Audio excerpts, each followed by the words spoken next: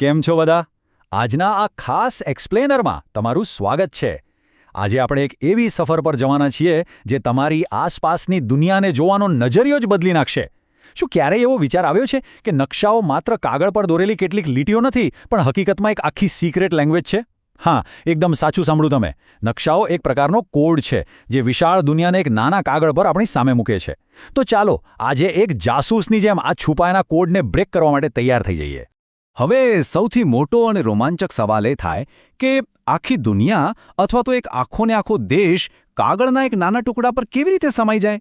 આ તો જાણે કોઈ જાદુ જ છે ને! વાસ્તવમાં નકશો બનાવવો એ ખરેખર એક અદ્ભુત કળા છે. આપણી આ વિશાળ 3D દુનિયાને એક નાનકડી 2D સપાટી પર ઉતારવી એ કોઈ નાનું સૂનું કામ નથી. આ પ્રક્રિયામાં વિશાળ પર્વતો, જંગલો અને શહેરોને નાના સ્વરૂપમાં એટલી સચોટતાથી મૂકવામાં આવે છે જેથી કોઈ પણ વ્યક્તિ તેને સરળતાથી સમજી શકે. તો ચાલો ફટાફટ નજર કરીએ કે આજે આપણે કયા કયા રહસ્યો ઉકેલવાના છીએ. પહેલું, નકશાના પ્રકારો. બીજું, નકશાનું પ્રમાણમાપ. ત્રીજું, દિશાઓ. અને ચોથું, નકશાની રૂઢ સંજ્ઞાઓ. શરૂઆત કરીએ આપણા પહેલા વિભાગથી, નકશાના પ્રકારોની સમજૂતી. હવે જુઓ, દુનિયામાં એટલી બધી માહિતી છે કે તેને કોઈ એક જ નકશામાં બતાવવી તો શક્ય જ નથી, રાઈટ? તેથી જ અલગ અલગ હેતુઓ માટે અલગ અલગ નકશાઓ બને છે. જ્યારે આપણે કોઈ એક ગામ, દેશ કે આખી દુનિયાના અલગ અલગ નકશાઓને ભેગા કરીને તેને એક પુસ્તકનું સ્વરૂપ આપીએ છીએ ત્યારે તેને નકશાપોથી અથવા તો અંગ્રેજીમાં એટલાસ કહેવાય છે. સમજો કે આ એક માહિતીનો મોટો ખજાનો છે જ્યાં બધું જ એક જગ્યાએ મળી જાય. મુખ્યત્વે નકશાઓ 3 પ્રકારના હોય છે. પહેલા છે ભૌતિક નકશા એટલે કે ફિઝિકલ મેપ્સ, જે પર્વતો, મેદાનો અને નદીઓ જેવી કુદરતી વસ્તુઓ બતાવે છે. બીજા છે રાજકીય નકશા યાની પોલિટિકલ મેપ્સ, જ્યારે તમારે દેશ, રાજ્યો, સરહદો અને શહેરોની માહિતી જોઈતી હોય ને ત્યારે આ નકશા કામ આવે. અને ત્રીજા છે વિષય આધારિત નકશા એટલે કે થીમેટિક મેપ્સ. આ નકશા કોઈ ચોક્કસ વિષય પર ફોકસ કરે છે, જેમ કે ક્યાં કેટલો વરસાદ પડે છે અથવા જંગલો ક્યાં આવેલા છે. છે ને એકદમ સિમ્પલ? આગળ વધીએ આપણા બીજા વિભાગ તરફ, પ્રમાણમાપ એટલે કે મેપ સ્કેલ સમજવું.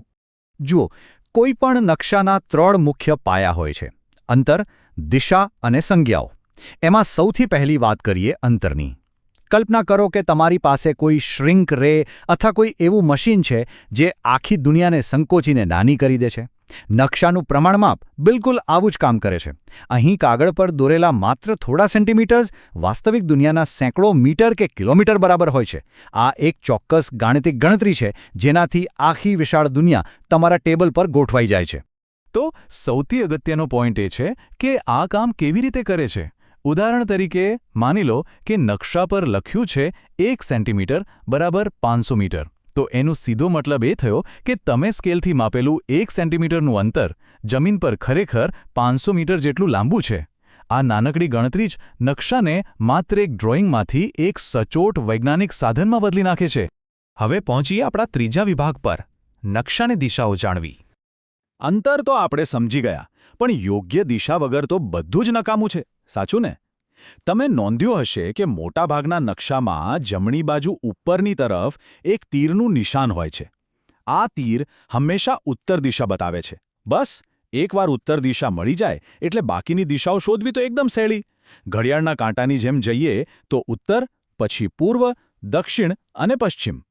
નકશામાં ઉત્તર દિશાને મોટાભાગે N અક્ષરથી દર્શાવાય છે, એટલે કે નોર્થ. પણ શું માત્ર 4 દિશાઓ કાફી છે? બિલકુલ નહીં. કોઈ ચોક્કસ જગ્યા પર પિન પોઈન્ટ પહોંચવા માટે આપણને આ મુખ્ય દિશાઓની વચ્ચે આવેલી મધ્યવર્તી દિશાઓની પણ જરૂર પડે. જેમ કે ઉત્તર અને પૂર્વની વચ્ચે ઉત્તર-પૂર્વ, દક્ષિણ અને પૂર્વની વચ્ચે દક્ષિણ-પૂર્વ, દક્ષિણ અને પશ્ચિમની વચ્ચે દક્ષિણ-પશ્ચિમ અને ઉત્તર અને પશ્ચિમની વચ્ચે ઉત્તર-પશ્ચિમ. આ દિશાઓની મદદથી તમે નકશામાં કોઈપણ જગ્યા એકદમ પરફેક્ટલી શોધી શકો છો. ચાલો હવે પહોંચીએ આપણા છેલ્લા અને ચોથા વિભાગ પર, નકશાની રૂઢ સંજ્ઞાઓ ઉકેલવી. હવે આપણે આપણી કોડ બ્રેકિંગ સફરના સૌથી રસપ્રદ તબક્કામાં છીએ. નકશા પર અસલી ઇમારતો કે રસ્તાઓને એમના સાચા કદમાં દોરવા તો અશક્ય છે. તો પછી એને બતાવવા કેવી રીતે? બસ અહીં જ એન્ટ્રી થાય છે રૂઢ સંજ્ઞાઓની, એટલે કે સિમ્બોલ્સની. આ એક એવી યુનિવર્સલ ભાષા છે જે આખી દુનિયામાં વપરાય છે. જેમ કે રેલવે લાઇન કે સરહદો બતાવવા માટે ખાસ લાઇનો વપરાય છે. પોસ્ટ ઓફિસ માટે PO અને પોલીસ સ્ટેશન માટે PS જેવા શોર્ટ ફોર્મ્સ વપરાય છે. એ જ રીતે ધાર્મિક સ્થળો, નદીઓ અને વૃક્ષો માટે અલગ અલગ ચિહ્નો હોય છે. આ સંજ્ઞાઓ નકશાને એટલો બધો સરળ બનાવી દે છે કે એકદમ ઓછી જગ્યામાં આપણને ઢગલો માહિતી મળી જાય છે. તો આ હતી નકશા પાછળની અદ્ભુત ભાષા અને તેનું વિજ્ઞાન. આપણે સ્કેલ, દિશાઓ અને સંજ્ઞાઓના કોડ ડીકોડ કરી લીધા છે. હવે તમારા માટે કોઈ પણ નકશો ખાલી કાગળ નથી, પણ એક જીવંત ગાઈડ છે. પણ જતાં જતાં એક વિચારવા જેવી વાત. આપણે પૃથ્વીના ખૂણે-ખૂણાના નકશા તો બનાવી લીધા, પણ ભવિષ્યમાં શું? શું આપણે કોઈ દિવસ મહાસાગરોના અંધારા ઊંડાણના, અનંત અંતરિક્ષના કે પછી આપણા પોતાના જ મગજના જટિલ રસ્તાઓના નકશા બનાવી શકીશું ખરા? વિચારજો ચોક્કસ. તો આજના આ એક્સપ્લેનરમાં બસ આટલું જ. નવી માહિતી અને નવી શોધો સાથે ફરી મળીશું. ત્યાં સુધી આવજો.